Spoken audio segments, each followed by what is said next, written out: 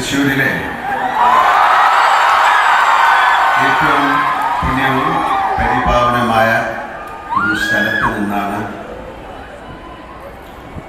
ഏഷ്യയിലെ ഏറ്റവും വലിയ കലോത്സവമായ ഈ യുവജനോത്സവത്തിൻ്റെ കുട്ടികളോടും മറ്റുള്ളവരോടും ഞാൻ സംസാരിക്കുക എന്ന് പറയുന്നത് എൻ്റെ ഏറ്റവും വലിയൊരു ഭാഗ്യമായിട്ട് കരുതുന്നു, ഒരു പുണ്യമായിട്ട് കരുതുന്നു. അതിന് ഇടവരുത്തി തന്ന വടക്കും നാഥിനെ ഓർത്തുകൊണ്ട്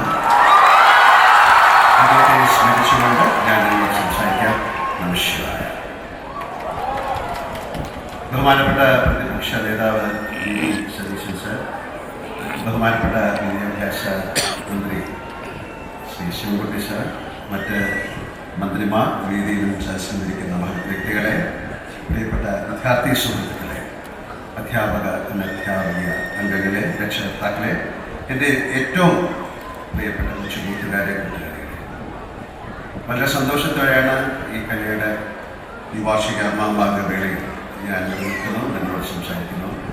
ബഹുമാനപ്പെട്ട മന്ത്രി പറഞ്ഞ പോലെ എന്ത് വേഷം ഇട്ടുകൊണ്ടാണ് വരുന്നത് ഒരു വലിയ ചർച്ചാ വിഷയമായിരുന്നു. അപ്പോൾ എല്ലാവരെയും സന്തോഷിപ്പിക്കുന്ന രീതിയിൽ കഥ ധരിച്ചു. പിന്നെ കുട്ടികൾക്ക് വേണ്ടി കുറച്ച് വീശുന്നു. എല്ലാവരും ഒരുപോലെ സന്തോഷിപ്പിക്കാനില്ല. അപ്പം എന്തായാലും ഇത് ഏറ്റവും നല്ലൊരു വേഷമാണ്. ഞാൻ കൈത്തറിക്ക് വേണ്ടിയിട്ട് ബ്രാൻഡ് അംബാസിഡർ, ഗുഡ്വിൽ അംബാസിഡറായിട്ടൊക്കെ ചെയ്തിട്ടുള്ളതാണ്. എനിക്കിഷ്ടപ്പെട്ട വേഷമാണ്. അപ്പം എൻ്റെ അടുത്ത് മന്ത്രി പറഞ്ഞു ഇങ്ങനെ തന്നെ വരണം. നന്ദി സർ.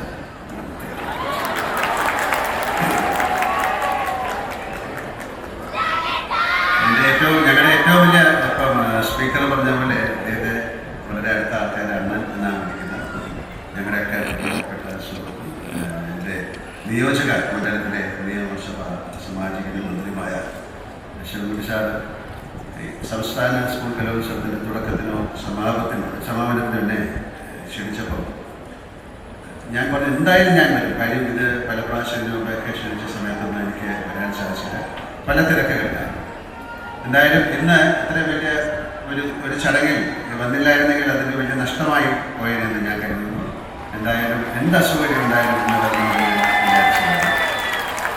എല്ലാവിധ ഭാഗ്യങ്ങൾ ഒത്തു വന്നുകൊണ്ട് എനിക്ക് ഇതിൽ പങ്കെടുക്കാൻ കഴിയും. അതിലെനിക്ക് നിങ്ങളെക്കാളൊക്കെ വളരെയധികം സന്തോഷമുണ്ട്. അതിൻ്റെ കാരണം ഇവ പ്രതിഭ മാറ്റിവെക്കുന്ന കലയുടെ ഏറ്റവും വലിയ ആഘോഷങ്ങളിലൊന്നാണ് നമ്മുടെ സംസ്ഥാന സ്കൂൾ കലോത്സവം. കലാകാരൻ എന്നത് കൊണ്ട് തന്നെ എനിക്ക് ഈ വേദിയോട് അത്രമേൽ ആദരവാണ് ഉള്ളത്. മുമ്പ് കലോത്സവത്തിനും വളരെ വലിയ പ്രാധാന്യമുണ്ടായിരുന്നു. കലാതിലകങ്ങൾക്കും കലാപ്രതിഭകൾക്കും അന്നൊക്കെ സിനിമാ താരങ്ങളുടെ അത്ര പ്രത്യേകത ടിവിയിലെ നൃത്ത സംഗീത മത്സരങ്ങളും ഇൻ്റർനെറ്റും സാമൂഹ്യ മാധ്യമങ്ങളൊക്കെ ഉണ്ടാകുന്നതിനും മുമ്പത്തെ കാര്യമാണ് ഞാൻ ഈ പറയുന്നത്. അന്ന് സ്കൂൾ തലത്തിൽ തുടങ്ങി സബ് ജില്ലാ പിന്നെ സംസ്ഥാന തലങ്ങളിൽ നടക്കുന്ന യുവജനോത്സവങ്ങളിലും സർവകലാശാല യുവജനോത്സവങ്ങളിലൊക്കെ മാത്രമായിരുന്നു ബാലകൗമാരങ്ങളുടെ കലാശേഷി പ്രകടിപ്പിക്കാനുള്ള അവസരം.